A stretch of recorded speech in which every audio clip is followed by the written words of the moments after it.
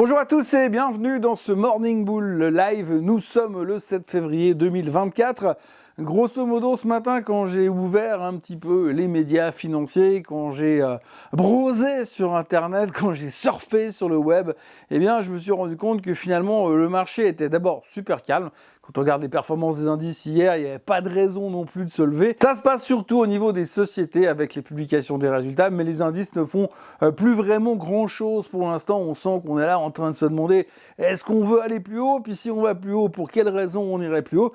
Puisqu'on continue à avoir quand même 2-3 signes assez évidents comme quoi les taux ne vont pas baisser de sitôt, et ça il faut quand même le digérer, même si a priori on l'a plutôt bien pris puisqu'on se concentre sur d'autres choses comme les résultats canonissimes de tout ce qui touche à l'intelligence artificielle et du reste. Alors, il y a 2-3 mauvaises nouvelles aussi, mais l'un de l'autre, j'ai un peu l'impression qu'on s'est séparé en plusieurs sections. Vous avez la section taux d'intérêt, on discute toujours beaucoup de ce que dit la Fed. Vous avez la section intelligence artificielle qui fait toujours beaucoup de bruit.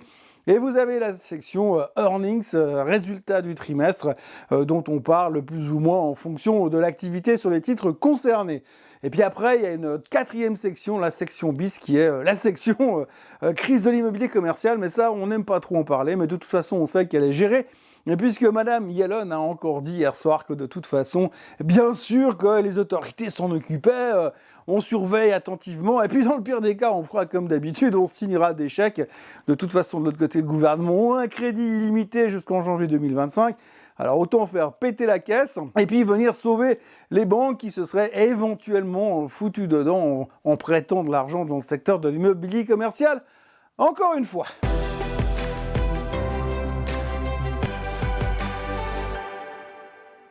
Alors si on commence par le secteur taux, eh bien ce qu'il faudra retenir, c'est qu'hier soir, il y a M. Kashkari qui a parlé. Alors M. Kashkari, un des membres de la Fed, en ces derniers jours, il parle à peu près tous les jours. Il a un peu le même rythme que M. Bruno Le Maire au niveau des plateaux de télé, c'est-à-dire qu'il est à tout le temps sur toutes les chaînes pour dire oui, moi je pense que les taux d'intérêt, il n'y a pas urgence de les baisser. D'abord, il faut plus d'informations, il faut faire attention, l'inflation n'est pas encore vaincue. Bref, il y a toute une série de petites phrases comme ça. Bon, monsieur Bruno Le Maire, lui, il est un peu concentré sur la même chose. Oui, les prix vont baisser, je vous l'assure, je sais, c'est moi qui ai décidé. C'est comme quand moi j'ai mis l'économie russe à genoux. Bref, monsieur Kashkari est donc là un petit peu partout pour nous dire que c'est pas encore gagné au niveau de la baisse des taux. Donc on va toujours dans ce scénario où mars, c'est de moins en moins probable. Mais c'est plutôt possible, mais c'est même pas sûr. Par contre, on se dirige plutôt vers un truc au niveau de juin, juillet, enfin loin, à une époque où il fera chaud et on fera des barbecues. Donc du coup, Kashkari n'est pas trop enthousiasmant de ce côté-là. À côté, on a eu Madame Loretta Mester qui est venue également nous dire qu'elle avait rien contre le fait de baisser les taux, mais il fallait plus d'indications économiques, plus d'indications comme quoi l'économie était résiliente. Je ne sais pas ce qu'il lui faut aujourd'hui, mais enfin bref. Tout ça pour dire que les membres de la Fed continuent à vouloir laisser entendre qu'ils sont prêts à baisser les taux, mais ils aimeraient quand même un petit peu plus de garanties. Au chapitre des résultats trimestriels, on pourra citer en vrac Eli Lilly qui a publié de bons chiffres, une bonne guidance, plutôt optimiste. Le marché ne faisait rien derrière, le titre ne montait pas, ne bougeait pas ni avant ni après le marché. Ce qu'il faut tenir, c'est que le titre est tellement monté ces derniers temps que de toute façon, on peut largement se dire qu'il n'y a pas de raison de s'exciter. Mais en tous les cas, tous les feux sont ouverts sur leurs médicaments contre l'obésité et sur le reste du business model de Eli Lilly. On notera aussi Ford qui a publié des chiffres, des bons chiffres avec une guidance positif, laissant supposer qu'ils allaient sortir un modèle qui va faire concurrence à la Tesla Model 2 qu'ils sont en train de préparer aussi. Résultat, eh bien, c'était plutôt enthousiasmant. Ils pensent que leur modèle sera mieux que celui de Tesla et ils profitent aussi du fait que Tesla est en train de se faire déglinguer dans tous les sens. Même si le titre remontait hier, on notera quand même que chez Tesla, il y a eu le premier downgrade de la part de Daiwa. Et ce qui est assez intéressant aussi là-dedans, c'est que le premier downgrade qui a eu lieu sur Tesla récemment, eh bien, c'est un type qui a dit « j'ai rien contre la boîte, mais j'aime pas le CEO ». Le CEO, il s'appelle Elon Musk. Donc, on n'a pas fini de rigoler sur ce sujet-là. Revenons donc justement à Ford, qui a donc fait plaisir au marché, pour une fois, et qui montait de 6% after close. On espère juste qu'ils vont développer un nouveau modèle, et puis ils vont pas nous faire un rebranding de la Ford Mustang pour faire une Ford Mustang électrique, ce qui est d'ailleurs un scandale. Toujours au niveau des résultats, eh bien, on a vu avant-hier que Palantir a cartonné, donc ça s'est confirmé durant la séance, plus 30%, et puis alors tout le monde s'emballe sur la thématique. On a même monsieur Dan Ives de chez Wedbush qui est venu nous dire que ça allait au ciel, parce que c'était un diamant brut que personne n'avait rien compris. Donc du coup, carton sur Palantir. Et puis on a eu Snapchat. Alors Snapchat, comme d'habitude, c'est que du plaisir. Je vous disais hier qu'il fallait faire un straddle, un long call, long put, parce que de toute manière, ça allait bouger violemment dans un sens ou dans l'autre. Compte tenu des licenciements de la veille, eh bien, on aurait pu se dire, évidemment, ça fait que baisser. Évidemment, ça fait que baisser. Le titre a perdu 30%. Résultat pourri, mais surtout, au-delà des résultats pourris, la guidance qu'ils donnent exprime une méfiance sur le business de la publicité, comme quoi c'est très très difficile. Mais c'est pas de leur faute. Bon, ils n'ont pas dit que c'était de la faute à la guerre entre Israël et le Hamas, mais en tous les cas, ça se passe pas très bien et ils sont inquiets pour la suite de l'économie de la publicité. Sauf que de l'autre côté, quand vous voyez les commentaires qui ont été faits par Meta ou par Google, c'est pas du tout la même purée. Résultat, les analystes se disent, bah en fait, les mecs sont sur le même business, mais il y en a deux qui cartonnent et un qui cartonne pas, ce qui veut dire que le problème, c'est peut-être pas forcément le business, mais plutôt la société. Résultat, Snap se fait justement déglinguer. De moins en moins d'employés, un business model qui ne fonctionne pas, des craintes pour l'avenir, un titre qui perd 30%. Ça sent pas super bon pour l'avenir de Snap, à moins qu'il se fasse racheter par quelqu'un, mais en même temps, qui aura envie de racheter un truc pareil. Pour ce qui est de l'immobilier commercial, donc pour l'instant, on va revenir brièvement sur le sujet. On va quand même pas oublier que l'un dans l'autre, c'est un problème. Les montants peuvent quand même dépasser beaucoup de milliards, mais aujourd'hui, tant que c'est pas 1000 milliards, eh bien, ça va encore. C'est pas aussi violent que ce qui s'était passé sur la crise des subprimes à l'époque. Bien sûr, on est relativement confiant. Ce qui est assez impressionnant, c'est ce taux de confiance qu'affichent les autorités, puisqu'on a M. Powell qui a dit que la crise était gérable. Hier, on a Mme Yellen qui a dit qu'il n'y aurait pas de problème et puis qu'il trouverait des solutions. Donc, ce qui est assez sympa comme business, moi, si un jour je veux monter une société, je vais monter une banque et puis je vais essayer de faire des trucs un peu délirants dans tous les sens. Au pire, si je me plante, bah, c'est le gouvernement qui prend et puis si je me plante pas, bah, c'est moi qui prends les bonus. Donc, c'est plutôt intéressant comme business, ce qui est en train de se passer en tous les cas aux États-Unis. Néanmoins, la New York Community Bank Corp, vous savez, cette banque qui avait racheté la Signature Bank après le bank run de l'année passée, qui a fait d'ailleurs un pic au mois d'août, tout le monde courait derrière. Eh bien, hier matin, elle a été downgradée par Moody's qui a passé sa dette sur junk, en gros obligation pourrie, en gros risque de faillite, si on peut le prendre comme ça. Alors, c'est des raccourcis, mais en gros, c'est comme ça qu'on peut l'interpréter.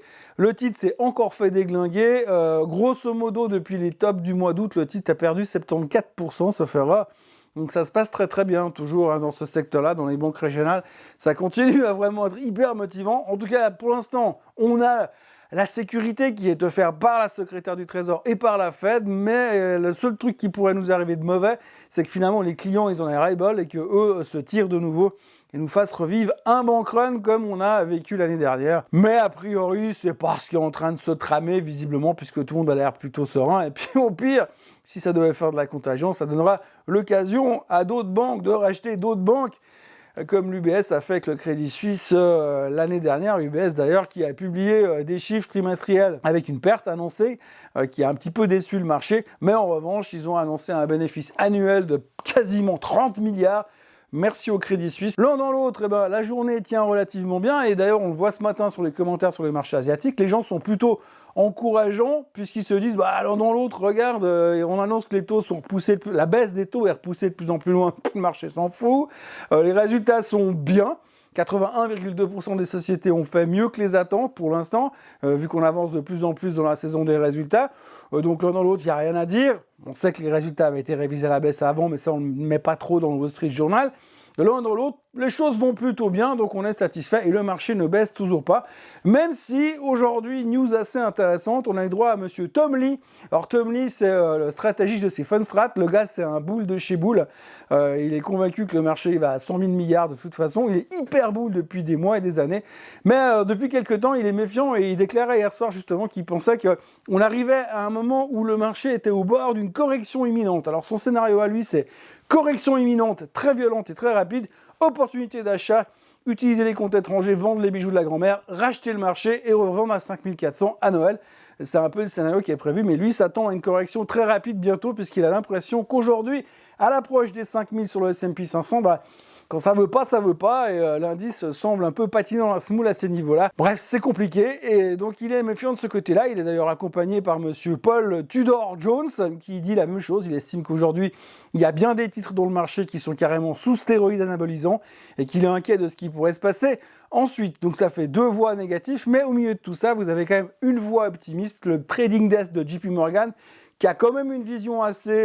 JP Morgan a quand même une vision assez moche de l'économie, mais le trading desk de JP Morgan a lui annoncé qu'il tournait plutôt à la hausse, puisqu'il voit que finalement vous avez un choix, mais que vous avez un marché qui ne baisse jamais, bah forcément vous avez un marché qui monte, sauf que pour l'instant le marché a l'air de pas faire grand chose, en tous les cas aux États-Unis. Autrement, le pétrole est à 73,42, il remonte légèrement, rien à voir avec ce qui se passe au Moyen-Orient, mais on a eu un message de l'EIA, l'agence pour l'énergie, qui a parlé hier soir en disant que selon eux, eh bien, la production américaine du pétrole avait atteint un pic et qu'elle est en train de se dégonfler très rapidement. Qui dit moins de production, dit risque de hausse des prix, forcément, et donc du coup il y avait un petit stress de ce côté-là. On retiendra aussi les élucubrations de monsieur Joe Biden, qui hier a raconté l'anecdote quand il a rencontré le président allemand François Mitterrand il y a 3 ans, le président allemand François Mitterrand il y a 3 ans. Donc on voit que le mec, il est complètement à la ramasse, et il a complètement perdu toute notion de la réalité. Il pourrait rencontrer monsieur Mitterrand bientôt, mais ça dépend que de Biden et pas de Mitterrand. Mais en tous les cas, c'est un tout petit peu inquiétant, parce que quand on voit certaines images et certains discours du président américain, on peut se demander comment est-ce qu'il va faire pour aller, ne serait-ce jusqu'à la fin de son mandat, mais en plus se retrouver dans une élection face à Donald Trump. Donc les Américains se retrouvent vraiment avec une situation assez délicate, même si on a l'air d'en faire très peu cas dans les médias. Au niveau des bonnes nouvelles, on notera aussi que les chiffres de l'endettement des Américains sont sortis. Alors l'endettement des cartes de crédit a augmenté encore de 50 milliards. On est à 1130 milliards de dollars sur l'endettement des cartes de crédit. Et surtout, il y a de plus en plus de gens qui ne remboursent plus leurs cartes de crédit. Les taux sont toujours extrêmement élevés, mais ça, visiblement, tout le monde s'en fout. L'endettement général américain a littéralement explosé. Vous voyez les chiffres qui s'affichent sur vos écrans, c'est complètement stratosphérique.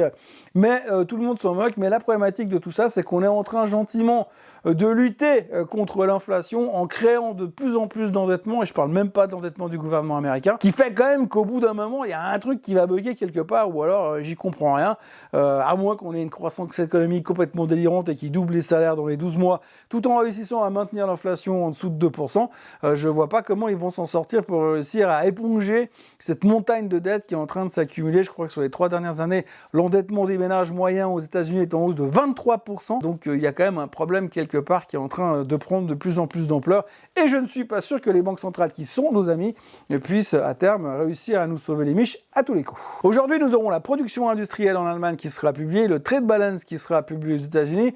Ce matin, on aura les résultats Total en Europe, on aura également Uber qui publiera. Ce soir, on aura PayPal qui sera là après la clôture, et puis Disney qu'on attend beaucoup parce que ça ne va pas très bien en ce moment, et il continue de se faire allumer massivement sur Twitter, surtout par monsieur Elon Musk, qui lui-même se fait aligner par les brokers comme Daiwa, qui sont extrêmement méfiants par rapport à l'avenir de Tesla. Voilà ce que l'on pouvait dire aujourd'hui, un marché qui a l'air un peu en mode neurasthénique, on ne sait plus trop comment on va pouvoir trouver l'énergie pour aller plus haut, comme je le disais en début de vidéo, donc ce sera à la réponse plutôt, qu'on va devoir trouver ces prochains temps. On a vu que les résultats étaient bons, avec des attentes qui étaient rabaissées. On voit que les chiffres économiques montrent quand même des risques de redémarrage de l'inflation. On a vu encore le prix du cacao qui a atteint un plus haut de tous les temps. D'un autre côté, on nous dit que tout va bien, mais qu'il n'y a pas urgence de baisser les taux, alors qu'on monte depuis début novembre parce qu'on dit qu'on va baisser les taux. Donc voilà, on en est là, et on sent que le marché, il est un petit peu à bout de souffle, en haut de la montée, et que pour l'instant, il cherche son deuxième souffle, ou alors un produit illégal qui n'est pas autorisé par le comité olympique. Voilà, en ce qui me concerne, je vous encourage comme d'habitude à vous abonner à la chaîne Suisse Côte en français, à liker cette vidéo, à la partager, et à allumer la cloche pour signaler quand il y a une nouvelle vidéo qui arrive. Puis moi, je vous retrouve comme d'habitude demain pour voir quelle est la nouvelle gaffe de monsieur Biden. On ne s'en lance pas. Passez une très bonne journée, et à demain. Bye bye.